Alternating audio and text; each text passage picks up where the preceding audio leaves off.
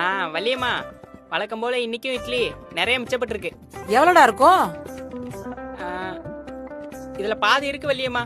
சரி சரி, வழக்கம் போல பார்சல் கட்டிடு. வழக்கம் போலனா 4 நாளா வச்சு தானே. ஆமாண்டா, சாம்பார் சட்னி சேர்த்தி கட்டு. போன தடவையே 10லன்னு சொன்னாங்க. சரி வள்ளியம்மா.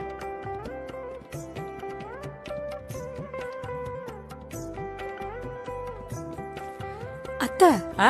எதுக்கு பார்சல் கட்ட சொல்றீங்க? இட்லி மீதி ஆயிடுச்சுல, அதனால அத வீண் பண்ண கூடாதுன்னு பார்சல் கட்ட சொல்லி வெளியில கொண்டு போனா நிறைய பேர் பசியோட இருப்பாங்கல்ல, அவங்களுக்கு கொடுத்தா அவங்க வயிறு நிறைஞ்சு நம்மள வாழ்த்துவாங்கல்ல, அதனாலதான் பார்சல் கட்ட சொன்னேன். என்னத்த நீங்க ஐடியா தெரியாம இருக்கீங்க. இன்னைக்கு இட்லி மீந்து போனா என்ன, அத ஃப்ரிட்ஜ்ல வச்சுட்டு நாளைக்கு இட்லி பண்ணும்போது சூடு பண்ணி வித்துட்டா நமக்கு நிறைய காசு கிடைக்கும்ல. மகா, உனக்கு எதுவும் தெரியாது சரியா?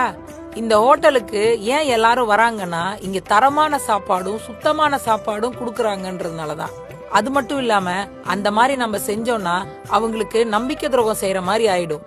அதனால இந்த வள்ளியம்மா என்னைக்கும் அந்த காரியத்தை செய்ய மாட்டா. அது மட்டும் இல்ல, எங்க வள்ளியம்மாவோட மனசே சாப்பாடுக்கு வழி இல்லாம இருக்கிறவங்களுக்கு சாப்பாடு போறதுக்காகவே டெய்லி அதிகமா சமைப்பாங்க எங்க வள்ளியம்மா.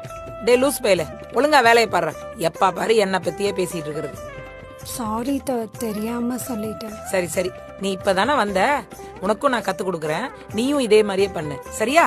சரி, நானும் பார்சல் சரிம்மா. கட்டுறேன். மகா, மகா என் பக்கத்துல நிக்குது. ஜாலி. இந்த மகா. இட்லி கடை உங்க பிரேக் டைம் என்டர்டைன்மெண்ட் சேனலில் காண தவறாதீர்கள்.